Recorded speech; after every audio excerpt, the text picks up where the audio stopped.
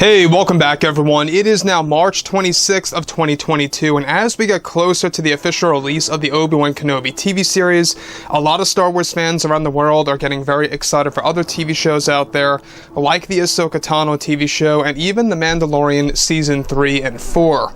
This is Mike Zero. Make sure to subscribe if you're new to the channel for future Star Wars updates. Also, by the way guys, make sure to drop a thumbs up on this video to support the channel. I thank you also very much for the kind support. It is greatly appreciated.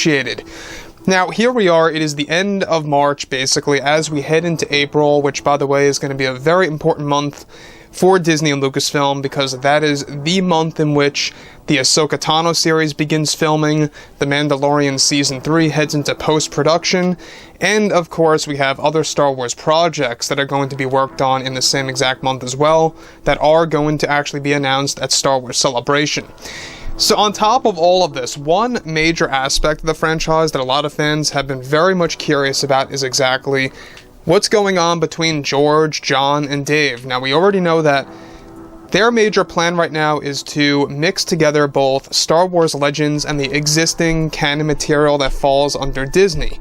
And they want to find the best balanced way to do this to cater to all fans, whether you're a new fan, a casual, or hardcore fan. Disney and Lucasfilm want to fulfill the entire fandom to really kind of create that balance. So when you see what George, John, and Dave did with The Mandalorian Season 2 and the Book of Boba Fett and how that borrowed elements from Legends here and there, the same exact thing goes as follows for the Kenobi TV series, Mando Season 3, and especially the Ahsoka Tano show. So with that being said, however, what's even all the more exciting has everything to do with the fact of actress Daisy Ridley and what she has been saying recently about her experience with the Star Wars franchise, Lucasfilm's Kathleen Kennedy, the creators over at Lucasfilm, and more to do with Disney Star Wars overall in general. However, of course, with that being said, with both Disney and Lucasfilm getting ready to begin filming the Ahsoka Tano show for Disney+, they are also engaged in the early works on The Mandalorian Season 4, which releases in 2023. However, it's noted that in a recent interview with actress Daisy Ridley, she went on to reveal some unexpected things about Disney and Lucasfilm and different aspects of the Star Wars franchise. She went on to state, "When I was working on the sequel trilogy with, of course, John and Oscar, we had a great time in the beginning. However, when it all came to episode 9, this is where things started to get a tad frustrating for us actors and even the crew. Many of the Lucasfilm creators and even Kathleen Kennedy absolutely refused to use any of Colin Trevorrow's original work that J.J. Abrams originally had in one of his scripts, and had even partially shot some scenes originally created by Colin Trevorrow. I will never forget that we had shot a scene with both Adam and Mark," of course she's referring to Adam Driver and Mark Hamill, "as Luke and Kylo Ren, where Luke's ghost was originally supposed to visit Kylo Ren and haunt him about killing his own father, Han Solo. This was all originally done in what at the time was Kylo Ren's observatory, with a big throne set piece that Lucasfilm created. I mean, it was beautiful, it was huge, it was one of the darkest scenes for Star Wars in my opinion, that sadly never made the final cut. Kathleen Kennedy never wanted anything to do with this, of having both uncle and nephew having an exchange, and a haunting exchange at that." So let me just pause right here for 1 second of what Kathleen Kennedy did not allow to happen between Adam, Mark, and of course all of the cast and the crew involved in this scene. Now, you guys may recall that Colin Trevorrow originally wanted to create a moment in which Force Ghost Luke Skywalker would haunt Kylo Ren and would actually use a power that allows him to hold an object in the mortal world. Now, we already got to see that in the final cut where Luke actually catches the lightsaber by Rey, but this was actually originally taken from what Colin had tried to do in Duel of the Fates, and what J.J. Abrams tried to bring back from Colin Trevorrow into his script, and what was partially shot for this movie.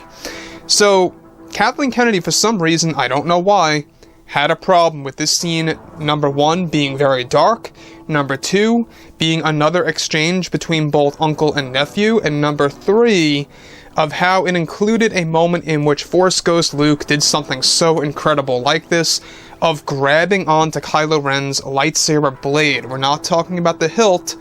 Luke's ghost was planned to actually grab onto the blade itself, and there's even concept art, officially speaking, for Duel of the Fates that actually leaked out months and months ago.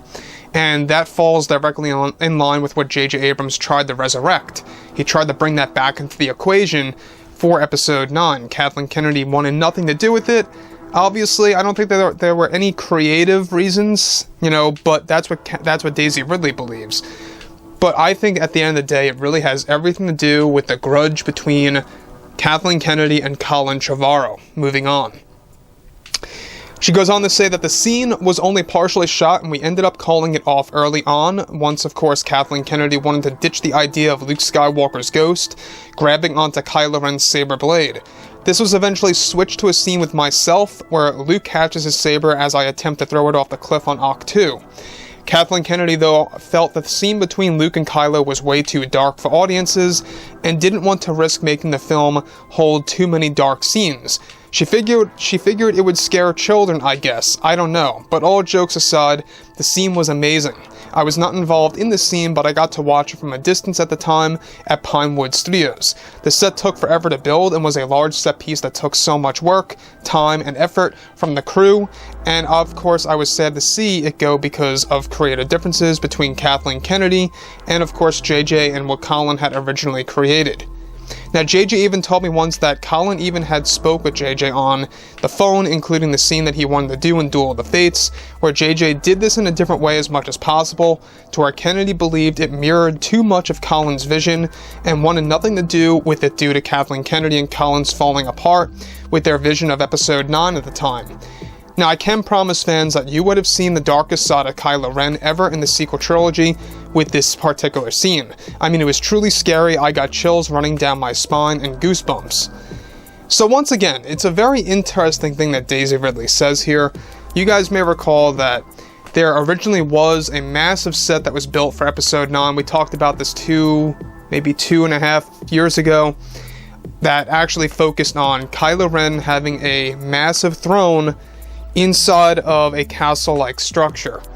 And though a lot of those ideas are now being implemented into the Kenobi TV series with Vader getting his own throne in the show, they wanted to do this with Kylo Ren in Episode 9. And it would have been absolutely amazing to say the least. Now, Daisy Ridley wanted to make it clear that she believes that this was all because of creative differences. I, however, think it was something completely different. I think it's all rooted to the fact that Kathleen Kennedy had a lot of problems with Colin Trevorrow. She didn't really want, this scene being picked up by JJ to be too similar to Colin's work. They partially shot it. They wrote it into the script beforehand, and it wasn't really going well. Kathleen Kennedy wanted to ditch the idea, and so she did. I don't know why you would get rid of a scene like this. It sounds like it would have really set up the tension between the netherworld of the Force and the mortal world, and what a Force ghost could do, and how Luke could have done something so epic as this instead of just catching a saber. He could have actually grabbed onto a saber blade and haunting Kylo Ren about himself killing Han Solo. In fact, originally speaking, it was supposed to be Luke who kind of initiated that little trigger in Kylo Ren's mind to slowly revert back to Ben Solo instead of Leia, like how we saw in the final cut of the movie.